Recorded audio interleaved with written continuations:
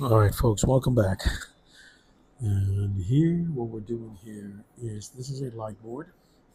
We're going to do transfer drawing. So let me show you. This is my original drawing. Wait, I know you can't see it. Hold on. There we go. Yeah, you can see it now. It's a character from DC Comics called Sinestro from the Green Lantern universe, series of characters.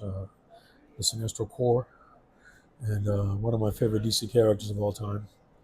Um, as you can tell, the drawing is done in blue pencil on this fine, sort of like it's very thin paper. I sectioned it off. I did my own framing, and of course there is. Oop, there's a bug there. His eyes are. They don't really have a pupil. They're sort of pinpoint yellow. So I'll make sure that that was accurate facial features as well as the costuming that he wears. And here's the beginning sigil of the Sinestro Corps. Again, I'm not too worried about it. This is a close-up view, of course, a portrait of him, one of my favorite DC characters of all time, on the villain side, anyways. So it's a fun character to draw, and I figured that I would do that. And now I'm going to transfer to this, which is actually a Bristol board. All right, so let me go ahead and start doing that. You can see how I do the transfer. Bear with me. I didn't bring blue tape with me, painter's tape, to hold this in place. So this ruler will have to do. I think I've got a better idea. Hold on. Let me see if I can use the. Hold on a second. Well, you all get to see me do this. Uh, if I put this rubber band over the ruler and change the ruler to from the beveled side. Let's see, where's the beveled side? This is the beveled side facing out. That should do it. That should hold tight there. All right, and then the board goes here.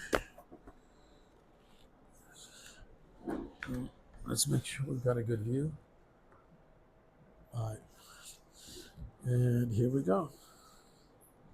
Now I can't use the white light behind my light board. I have to go for the natural. Watch this. Here we go. Oops.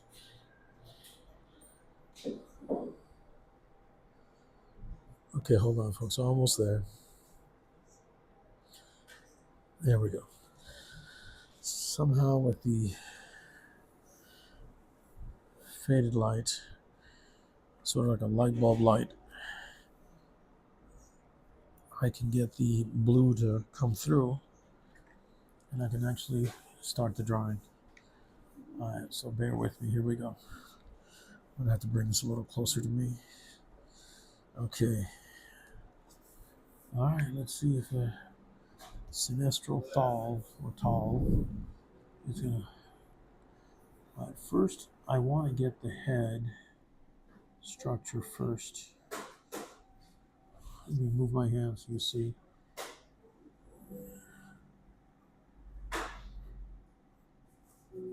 I'm gonna have to do some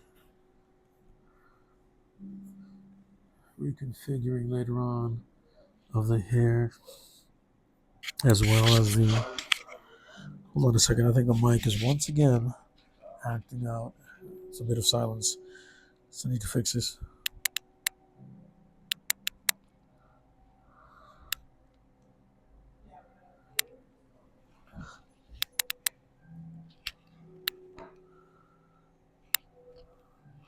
Okay, no, the mic is right. Okay, folks, here we go. All right. I'm gonna have to hold on. I have no tape, so I can't hold it all down. I have to get the hair. The hair is very. This character is very perfectly uh, maintained or cut. Okay, we'll worry about the hair later. Let's get the structure of the head. Okay. Now I want to get the structure of the ears.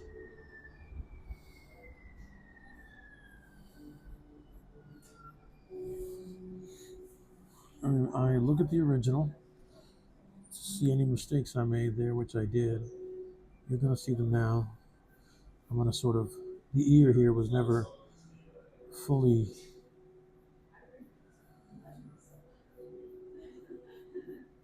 there we go. There we are. Okay, that looks horrible to me, but that's just to my eyes. So we're going to have to expand that. He does have pointed ears, but they're not quite Spock ears from Star Trek. That's a whole other type of curvature. Okay, we want to get these pronounced cheekbones. Let me see here. So I always do a holding line first.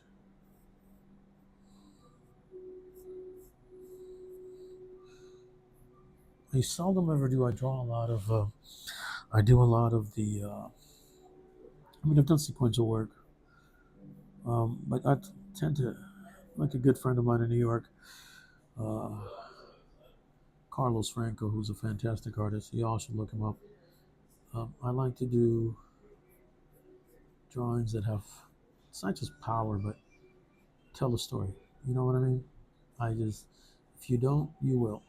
Okay, so I'm already starting to, this is basically going to be called, well, it's called feathering now, but when I ink it, see what happens without tape? I'm going to take the drawing out of place.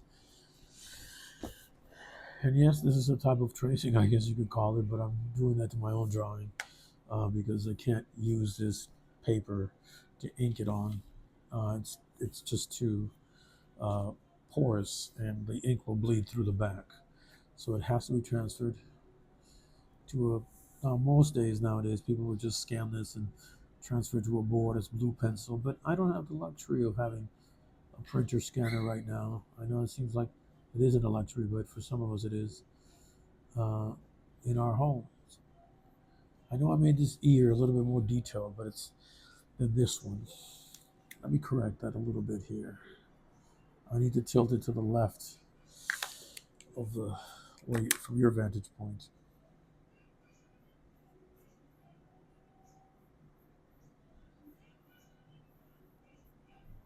There we go.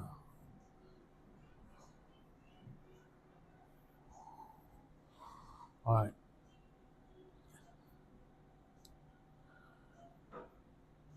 I always thought his ears looked so cool.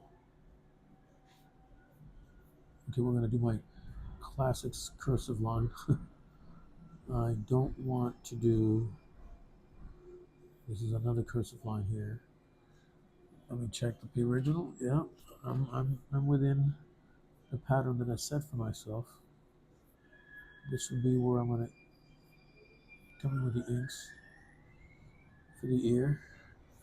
I just moved the page again.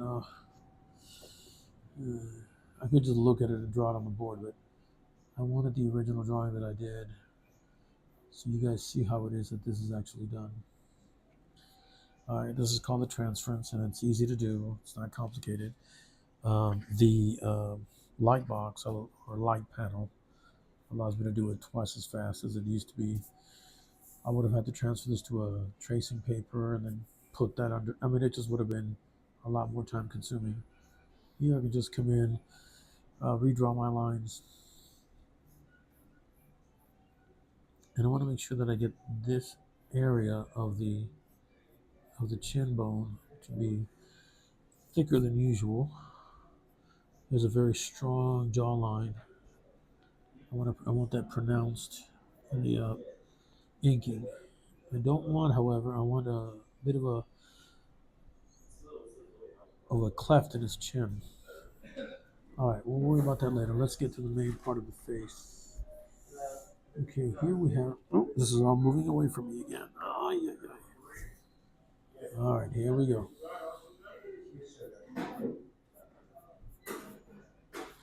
It's actually going to be part of his hair.